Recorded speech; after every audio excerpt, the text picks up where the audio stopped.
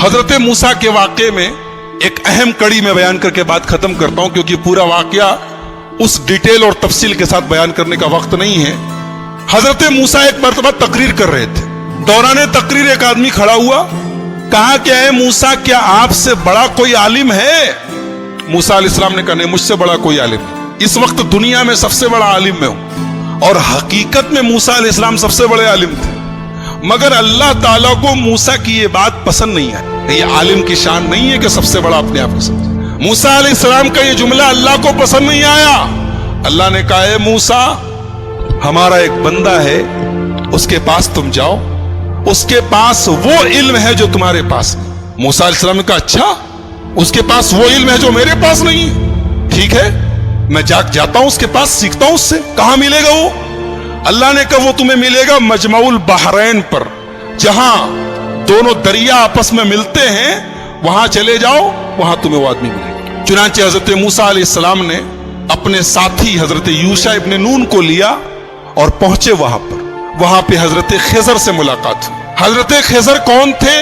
صحیح بات یہ ہے کہ یہ اللہ کے نبی تھے، اور اللہ تعالیٰ نے ان کو ایک مخصوص علم دیا تھا کہ جب کوئی انسیڈنٹ ہوتا تھا، کوئی واقعہ ہوتا تھا، تو اس واقعے کے پیچھے کیا ہونے والا ہے، اس کا انجام کیا ہونے والا ہے، وہ بھی اللہ ان کو بتا دیتا تھا۔ تو جب حضرت موسیٰ پہنچے ان کے پاس تو بڑے ادب سے کہا کہ حضرت میں آپ کے پاس آیا ہوں، آپ سے کچھ سیکھنا چاہتا ہوں، کہ آپ مجھے اجازت دیتے ہیں میں آپ کے ساتھ تھوڑا وقت گزار سکتا ہوں؟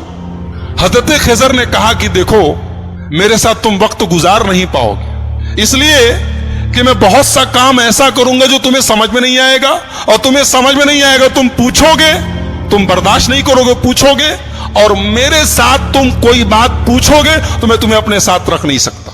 حضرت موسیٰ نے کہا گھبرائیے نہیں، میں کچھ پوچھوں گا نہیں آپ سے، آپ اپنا کام کیجئے، میں بس دیکھتا رہوں گا چپ چاپ۔ کہا ٹھیک ہے چلو۔ دونوں چلے، دریا میں کشتی جا رہی تھی، دونوں کشتی پر بیٹھے۔ کشتی پر جیسے بیٹھے حضرت خضر نے ہتھوڑی نکالی اور تختی کا ایک تختہ توڑ کے نکالنے لگے۔ حضرت موسیٰ نے کہا کیا کر رہے ہیں آپ؟ ارے کشتی ڈوب جائے گی، سب مر جائیں گے، سب کو ڈبونا ہے کیا؟ کہا میں بولا تھا کہ تم صبر نہیں کر پاؤ گے، تم برداشت نہیں کر پاؤ گے، بولو گے ضرور۔ کہا کہ اچھا معاف کیجئے، میں بھول گیا تھا میرے ساتھ، تم برداشت نہیں کر پاؤ گے۔ کہا اچھا معاف کیجئے، اب آخری چانس دے دیجئے، اب اگر میں کچھ پوچھوں گا آپ مجھے چھوڑ دیجئے، آپ اپنے راستے میں اپنے راستے۔ کہا ٹھیک ہے۔ آگے پہنچے، ایک گاؤں میں گئے، ایک بستی میں گئے، دونوں بھوکے پیاسے تھے۔ جب بستی میں پہنچے تو وہ بستی جو تھی وہ کنجوسوں کی، بخیلوں کی بستی تھی۔ یہ دونوں پہنچے، بولے ہمیں بھوک لگی ہے، کچھ کھانے کو ملے گا کیا؟ تو بستی والوں نے کہا کہ تمہارے باپ کا مال ہے کہ چلے آئے اور ہم تم لوگوں کو کھانے پینے کو دیں گے، چلو جاؤ یہاں سے۔ بھگا دیا ان لوگوں نے۔ یعنی ایک نمبر کے بخیل اور کنجوس تھے، دونوں کو ایک آدمی کھانا کھلانے کو تیار نہیں۔ دونوں بیچارے بھوکے پیاسے تھکے ہارے گاؤں کے ایک مکان کی دیوار کے پاس بیٹھے تھے۔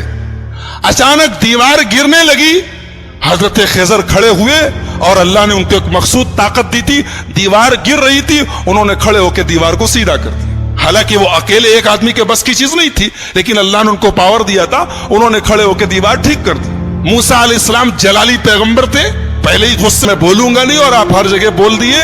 اب میں بتاتا ہوں کہ وہ تینوں کام میں نے کیوں کیا تھا۔ ہم لوگ جس کشتی میں جا رہے تھے وہ کشتی کچھ غریبوں کی کشتی تھی، کچھ غریب لوگ تھے، وہ بیچارے کشتی پر چلاتے تھے، وہی ان کی انکم کا ذریعہ تھی۔ آگے ایک ظالم بادشاہ تھا، وہ ظالم بادشاہ جب کوئی کشتی دیکھتا تھا، اگر کشتی صحیح سلامت ہوتی تھی تو کشتی کو لوٹ لیتا تھا، اور اگر کشتی دور سے ہی عیبدار نظر آتی تھی تو چھوڑ دیتا تھا۔ میں نے تختہ نکال دیا تاکہ وہ ظالم بادشاہ کشتی کو لوٹے نہ، اور جو لڑکا تھا جس کو میں نے گردن پکڑ کے مار دیا تھا، اس لڑکے کے ماں باپ بہت نیک تھے، مومن تھے، ایمان والے تھے، اور وہ لڑکا آگے چل کے اپنے باپ کا نافرمان، اپنی ماں کا نافرمان اور کافر ہونے والا تھا۔ تو میں نے اللہ کے حکم سے اس کو ختم کر دیا، اور اللہ اس بچے کے بدلے ان کو ایک نیک بچہ دے گا جو ان کی آگے چل کے ایمان والا بنے گا اور ان کی خدمت کرے گا۔ اور جو دیوار میں نے ٹھیک کر دی تھی وہ دراصل جس مکان کی دیوار تھی وہ مکان 2 یتیم بچوں کا تھا۔ ان کا باپ جب مرنے لگا تو اس نے اپنی ساری جمع پونجی، بچے چھوٹے چھوٹے تھے، ساری جمع پونجی اپنے مکان کی ایک دیوار کے نیچے دفن کر دیا. اور وہ بچے بیچارے ابھی چھوٹے چھوٹے تھے، یتیم بچے تھے. اگر دیوار گر جاتی تو وہ بستی جو تھی، گاؤں والے ایک نمبر کے حریص اور لالچی اور بخیل لوگ تھے، ہمیں ایک گلاس پانی تک نہیں پوچھا، وہ دیوار کے نیچے کا سارا خزانہ لوٹ لیتے اور وہ بیچارے یتیم بچوں کا حق مارا جاتا.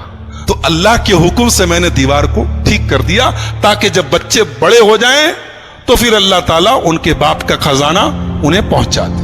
اور اللہ نے ایسا کیوں کیا؟ اس لیے کہ ان دونوں بچوں کا جو باپ تھا وہ بہت نیک تھا. نیک باپ کی اولاد پریشانی میں پڑے یہ اللہ تعالیٰ نے پسند نہیں کیا. اگر باپ نیک ہے تو اولاد کی اللہ مدد کرتا ہے. ایک نقطہ یہ ملا کہ اگر آدمی نیک ہو تو اس کے مرنے کے بعد بھی اس کی اولاد کو فائدہ پہنچتا ہے. یہ اس آیت سے پتا چلا. بہرحال یہ حضرت خضر کا واقعہ تھا، حضرت موسیٰ کا واقعہ. قرآن کریم کے 15ویں پارے کے لاسٹ میں اور 16ویں کے شروع میں یہ واقعہ بیان کیا گیا. موسیٰ علیہ السلام کی جو قوم تھی اللہ نے بہت انعام ان کے اوپر کیا. ان کے اوپر آسمان سے کھانا اترتا تھا، ان کو بھوک لگتی تھی کھانا اترتا، من و سلوا. پانی کی ضرورت پڑی، موسیٰ علیہ السلام نے لاٹھی کو زمین پہ مارا، زمین سے چشمہ بہنے لگا. ان کو دھوپ بہت تیز لگی، آسمان میں بادل کا سایہ آ گیا. لیکن جتنی اللہ نے ان کو سہولت دی، آرام دیا، اتنی ہی یہ قوم نافرمان ہو گئی. جب فلسطین قریب آ گیا تو موسیٰ علیہ السلام نے اپنے ساتھیوں سے کہا، بنی اسرائیل سے، کہ چلو ہم فلسطین میں چلیں اور وہاں پہ ایک ظالم لوگوں کی حکومت ہے، عمالقہ کی حکومت ہے، ہم ان سے جہاد کریں، ان سے لڑیں. تو موسیٰ علیہ السلام کے ساتھیوں نے کہا، ارے وہ لوگ بہت پاورفل لوگ ہیں، ہم لوگ ان سے لڑ نہیں سکتے، ان سے لڑنے کی طاقت ہمارے اندر نہیں ہے. آپ جائیے، آپ کا رب جائے. اذهب انت وربک فقاتلا، اے موسیٰ تم جاؤ، تمہارا رب جائے اور دونوں جا کے لڑائی کرو، ہم لڑنے والے نہیں ہیں. یہ حال تھا بنی اسرائیل کا. ایسے ہی نہیں ہم لوگ سورہ فاتحہ میں پڑھتے غیر المغضوب علیہم ولا الضالین، اے اللہ ان کے راستے پر نہیں چلانا جن کے اوپر تیرا غضب اترا. اللہ نے اس کو جتنا نوازا تھا اس قوم نے اتنی ہی نافرمانی اور اتنی ہی بدکاری